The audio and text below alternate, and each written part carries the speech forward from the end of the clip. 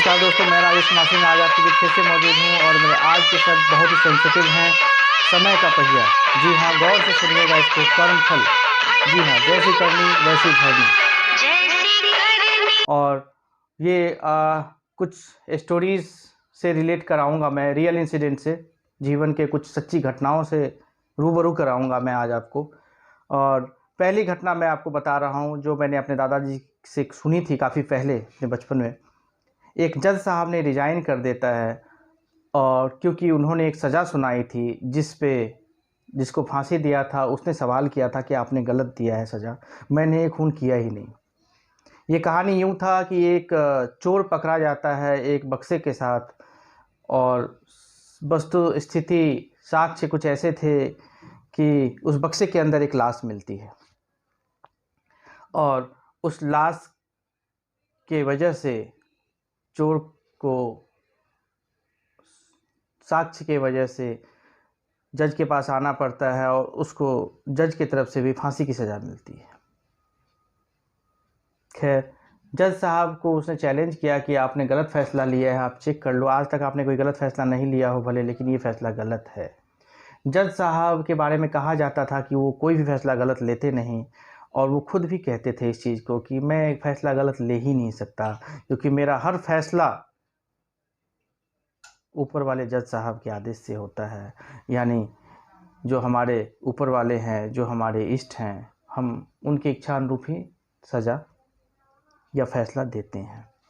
लेकिन इस बात से जज साहब इतने आहत हुए कि उन्होंने रिज़ाइन दे दिया और फिर बाद में उस चोर को जिसको फांसी की सज़ा सुनाई थी इन्होंने, उसको अपने यहाँ खाने पे बुलाया, जो कुछ कागजी कार्रवाई थी करने के बाद, और उसको बोला चल तुझे तो फांसी दे दी मैंने, लेकिन चल मेरी एक आंतरिक इच्छा थी कि तुझे भोजन भी कराऊं। और उसी दौरान 2 घंटे के अंदर बातचीत करते करते फिर उन्होंने पूछा एक चीज़ बता, समझ गया तूने खून तो किया नहीं है, फंस गया है, लेकिन एक चीज़ बता, जीवन में कभी तूने खून किया था? तो जो था उसने कहा हाँ, आज से 20 साल पहले मैं चोर लुटेरा हुआ करता था और राहगीरों को लूटता था। उसी क्रम में एक बार एक राहगीर ने अपने पैसे देने से मना किए और मैंने उसको चाकू मारा तो मर गया और मैंने उसको नदी में डाल दिया, तो शरीर भी नहीं मिला और कोई केस भी नहीं बना और मैं बच निकला और अब तो मैं अच्छा जीवन यापन कर रहा हूँ, मैंने कोई गलत रास्ता नहीं लिया हुआ है। तो जज साहब के मन का भार हल्का हुआ, उन्होंने कहा चल ठीक है, क्योंकि ऊपर वाले ने मुझे गलत फ़ैसला लेने के लिए नहीं दिया है और मैंने फ़ैसला बिल्कुल सही लिया है। तूने सच्चे दिल से अपनी सच्चाई बताई, वही जुर्म जो तूने 20 साल पहले किया था उसी का सज़ा तुझे आज मिला है। ये समय का पहिया है, उस समय तुम बच निकले लेकिन मिलना तो था, तो आज झूठे केस में ही सही तुझे वो सज़ा मिली है। लेकिन चूँकि तूने सच्चाई बताई है, मैं कोशिश करूँगा तुम्हारी इस फांसी को उम्र कैद में बदलवा दूँ और आगे तुम्हारे व्यवहार के ऊपर और भी कुछ कम हो जाए। ऐसा करके उन्होंने अपने मन को हल्का किया। तो ये स्टोरी बहुत पुरानी है, मेरे ख्याल से ये 60 के दशक की होगी, ये दादाजी ने जब सुनाई थी। लेकिन चीज़ तो एक चीख चीख के कह रही है कि कर्म फल आपके आएगा, आप जो किए हो मिलेगा, छोड़ेगा नहीं। क्या सोच के, जहाँ कोई नहीं देख रहा हो वहाँ कुछ नहीं, जहाँ कोई नहीं देख रहा हो वहाँ तो और भी डेंजर है भाई साहब, वो तो सबसे ऊपर वाला देख रहा है और उसके यहाँ कोई बेईमानी शैतानी नहीं है, वो तो सज़ा देगा और पूरा पूरा देगा।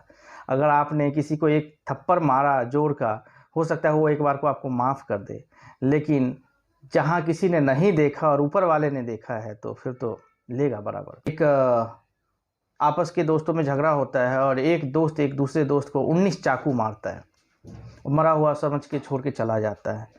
खैर, समय अनुरूप वो बच जाता है जिसको चाकू लगी होती है और फिर कैसे मर्जी हो वो सज़ा भी नहीं मिलती है जिसने चाकू मारा और इंसान भी सुधर जाता है। लेकिन 10 साल बाद उसको अचानक से एक झूठे केस में फंसाया जाता है। वो पुलिस वाले को भी चीख चीख के कह रहा है कि मैं कोई गलत काम नहीं कर रहा हूँ, गलत पकड़ रहे हो मुझे। बोला नहीं, हमारे पास कोई रास्ता नहीं है। आप वो जज साहब के पास जाते हैं, डिस्ट्रिक्ट मजिस्ट्रेट जो भी होंगे उस समय, और उनके पास भी कहते हैं कि मैं गलत फंसा हूँ, मैंने किया नहीं है कुछ। मजिस्ट्रेट साहब ने उसको भी 2-3 दिन चेक करा ठीक से और फिर उसको सज़ा दी। सज़ा उसको उतनी मिली जो उस समय मिलनी चाहिए थी उस चाकूबाजी के लिए। और इतने पे नहीं ख़त्म हुआ, 19 चाकू के बदले उसको 19 टाके मिले। जब वो जेल काट के निकला, उसकी एक्सीडेंट हो जाती है, मरणासन पड़ा होता है, डॉक्टर ऑपरेशन कर रहे होते हैं। फिर उसने ऊपर वाले से प्रॉमिस किया आगे से कोई गलत काम नहीं करूँगा, मुझे बचा लो। बचा लिया जाता है, लेकिन 19 टाके पड़ते हैं उसके सिर में। सिर इतनी बुरी तरह से फटा हुआ था।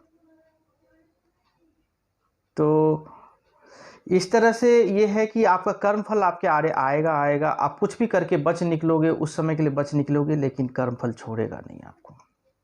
हम कई बार ऐसा सोचते हैं। ये स्टोरीज सुनाने का मेरा मकसद यही है, बताने का मेरा मकसद यही है कि मेरे समाज के लोगों, मेरे जानकार में जो भी लोग रह रहे हैं, उन लोगों को अच्छी दिशा दें, अच्छा बताएं।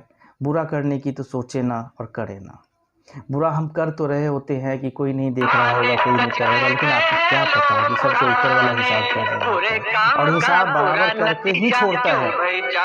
ये तो 1-2 वाकया है जो मतलब न्यूज़पेपर में देखी या कहीं सुनी, मैंने तो आपको बता दी। लेकिन इस तरह की घटनाएं रोज़ घटती है और लोग रूबरू होते हैं।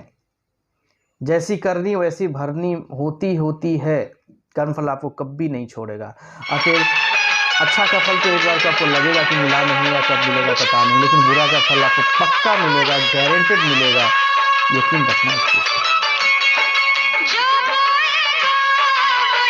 और पाई का हिसाब करता है। अतः अपने कर्मों को अच्छे रखें, किसी के प्रति देशभाव या बुरा ना सोचें। आप अच्छा ना कर सको ना करो भाई, लेकिन किसी का बुरा मत करो। कोशिश ये करो आपकी वजह से किसी को तकलीफ ना हो, क्योंकि जितनी तकलीफ है, जितनी कष्ट आप दूसरे को देंगे, वो सेम चीज़ आपको वापस मिलेगी। इंसान बदल जाएगा, जगह बदल जाएगा, लेकिन भुगतना आप ही को पड़ेगा। समय का पहिया घूमता है। घड़ी भी 24 घंटे में एक चक्कर तो हर एक नंबर पे लगाती है, 1 2 3 4 5 6 12।